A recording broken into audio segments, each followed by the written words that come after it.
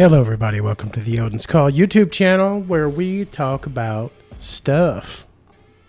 And today we're going to talk about my personal near-death experience. And I even struggle a little bit to call it a near-death experience because I literally died. And it was one of the most interesting experiences of my life, and it has informed a whole lot of the remainder of my life since it happened.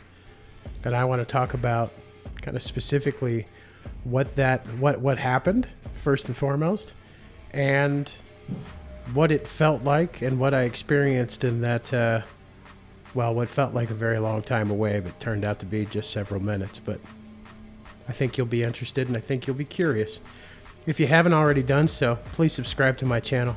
I'm occasionally entertaining, although I do have a face for radio.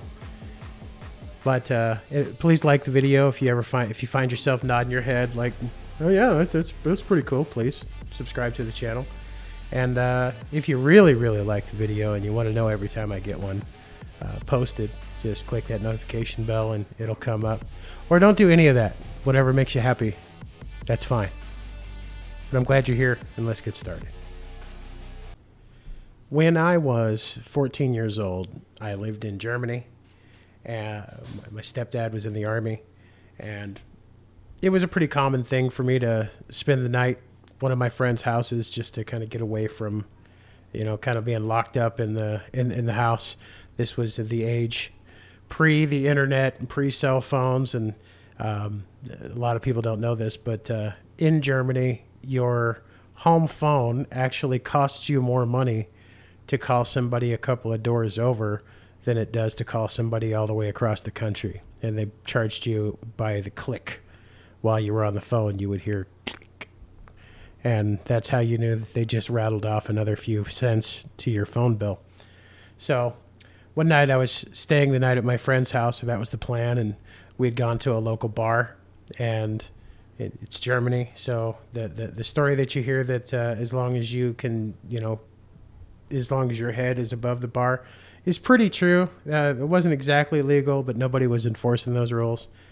This particular night, I wasn't at all drunk, actually. I'd had a beer, and I was, just having a revelrous, is that a word? Revelrous Friday night at the local bar. And if you've never been at a local German bar in the country, they're a lot of fun. So, but I was walking back to my friend's house, and at one point we were walking across this wide open field, and what I didn't know is that we were walking on the surface of a creek.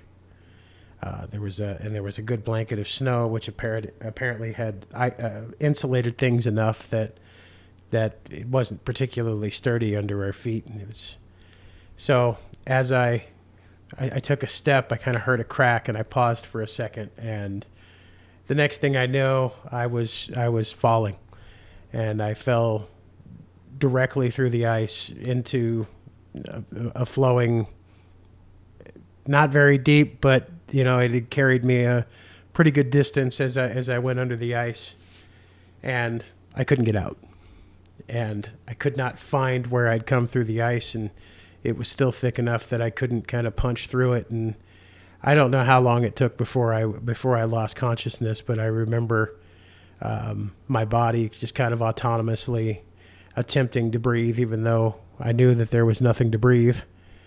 And then I was gone. And what happened over the course of what felt like hours, but turned out to be several minutes, was difficult to explain in physical terms. And the reason that I put it that way is that I can only describe this in kind of symbolic ways, because the concept of hands and arms and eyes and none of that was a thing anymore. I wasn't bound to those physical constraints, I guess. And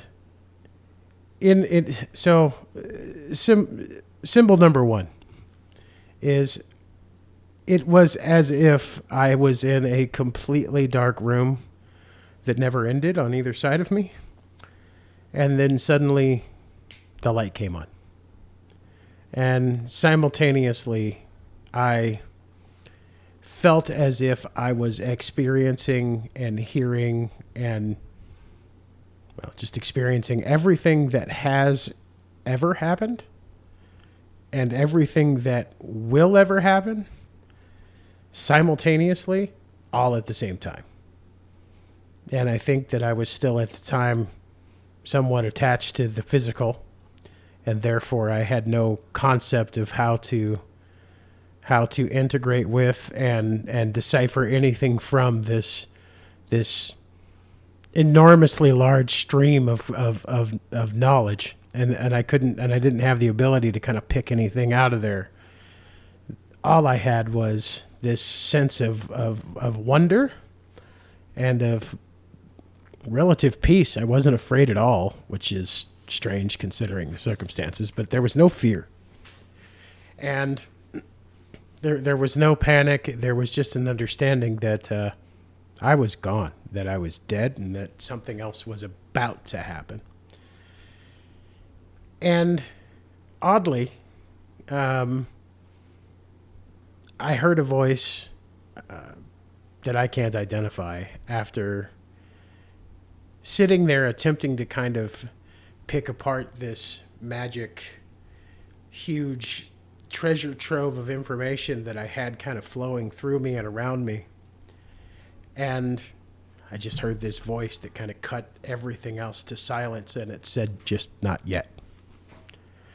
And then I woke up, vomiting creek water in every direction. And apparently I'd been under the ice for somewhere between 5 and 10 minutes. And it felt as if I'd been gone forever, long time. And interestingly enough, I found myself not long thereafter in a hospital room, and cold, but otherwise I was okay. And the hospital seemed to be confused. They were like, "How long were you under the ice?" And I'm like, I don't know. And they asked it was actually my friend and a paramedic that had stomped through the ice because they could apparently see where I'd ended up. And they'd stomped through it and pulled me out of it and performed CPR and got me breathing again. But my heart wasn't beating, and I wasn't breathing for the better part of at least 5 minutes. And probably longer than that. They said it could have been up to 10. They weren't sure. But I went home from the hospital about an hour after I got there. I was fine. No long-term effects that I'm aware of, although some of you may disagree. I do have a big mouth. But I frequently think back to that strange experience, and sometimes I have these senses of deja vu, as if, oh yeah, that was one of those things that I couldn't quite pick out from that stream of knowledge that I couldn't quite draw from or couldn't quite understand. And ever since then, I've had this kind of weird attunement to what people are feeling. I became a bit of an empath after that, because for some reason since then, all I got to do is hear somebody's voice almost, and I have a pretty good idea of what's on their mind and how they're feeling about things, and I can kind of speak to them directly, which tells me I brought something back with me. And for a while, I've been trying to really contemplate what voice it was that said "not yet," because it wasn't any of my family members that have passed away that I would recognize, and it certainly wasn't I didn't have the sensation that it was the all-encompassing voice of God or anything like that. But it was a voice of power that said, "No, not yet," as if this particular voice had to invite me to be there in order for me to come, and that it was making the decision on my behalf that it wasn't time yet. And when I think back to that,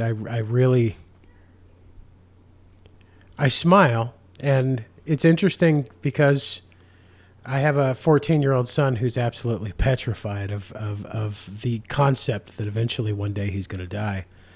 And I used to have that feeling intensely. It used to be a a nightly concern. It was one of the things that would definitely keep me up at night. And ever since that time, I have zero fear of dying. None. Because I know that I'm just going to return to whatever that was, and that I'm going to understand it when that time comes. And that when I truly break free of the mortal coil, so to speak, I will become again, a part of that endless stream of knowledge, and I do believe I will maintain my own individual consciousness, because I certainly had it at the time.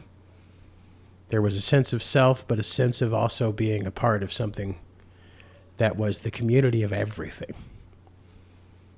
Kind of explains some of my politics as well, if you've watched any of my other videos. So, just a little quick introduction. If you have any questions, or you want to know anything that you wish that I would have explained a little bit more, drop a comment below. And I pretty much answer all of my comments unless they don't make any sense. So, make it a coherent thought, and I'm on you. But yeah, it was a weird experience, and I wanted to share it with you. If you get your own experience and you want to talk about it, let me know. I love you. I respect you. And if I have to, I will protect you. And I'm glad you came. Look forward to the next one.